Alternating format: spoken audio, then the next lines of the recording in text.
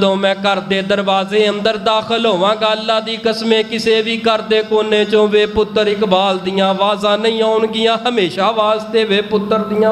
अलामा इकबाल रहमतुल्लाह अलैह, अलामा गुजरे ना सियालकोट दे, बड़ा नाम पाया, बड़ा कमाल नाम पाया। इन्हां नूं मां ने जिहड़ा इन्हां सियालकोट चों जदों लंदन अंदर होना पढ़ते सर, मां ने जिहड़ा खत लिख के भेजना, पुत्र इकबाल किवें वे तबीयत ठीक है, मां दे खत पढ़ते रहना, मां दे खत जमा करते रहना। फिर छुट्टी तो बाद वापस आए, मां ना प्यार ते मुहब्बत दियां गल्लां कीतियां। वक्त आया ते मां फौत हो गई ते दुनिया ते बड़े लोग दुनिया दे कोने कोने तो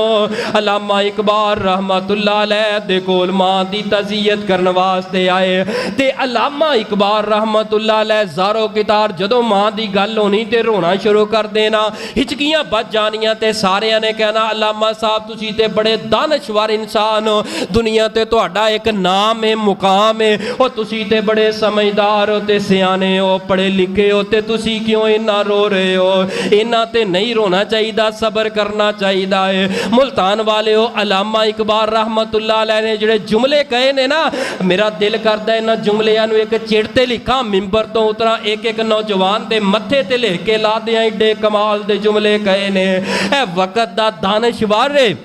अलामा इकबाल रहमतुल्लाह अलैह फरमाते ने, यार मावां ते सारियां दियां जांदियां ने, मां ने ते दुनिया तो एक ना एक दिन जाना सीगा, लेकिन अज तो बाद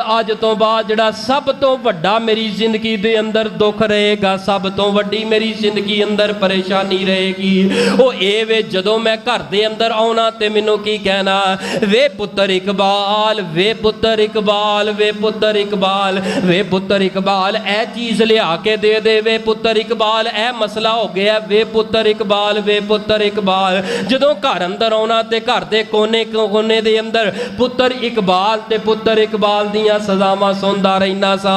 अज जदों मैं घर दे दरवाजे अंदर दाखिल होवांगा अल्लाह दी कसमें किसी भी घर दे कोने चों वे पुत्र इकबाल दियां आवाज़ां नहीं आउणगियां, हमेशा वास्ते वे पुत्र दियां आवाज़ां, वे पुत्र इकबाल दियां आवाज़ां हमेशा वास्ते बंद हो जाणगियां। दुनिया अलामा कह लेगी लेकिन मैनू इन्ना मज़ा नहीं आएगा, दुनिया मैनू दानश्वर कहेगी लेकिन मैनू इन्ना मज़ा नहीं आएगा, दुनिया मैनू शहजादा कहेगी लेकिन इन्ना मज़ा नहीं आएगा, दुनिया मैनू अलामा इकबाल ते नारे ला ला के पुकारेगी, लेकिन अलामा इकबाल नू इन्ना सरूर दुनिया दे किसे लफज अंदर नहीं आउंदा जिन्ना सरूर मां दे इन्ने लफ्ज़ां अंदर है। वे पुत्र इकबाल, अल्लाह दी कसमें इन्ना सरूर मैनू किसे लकब ते शान दे अंदर ही नहीं आउंदा।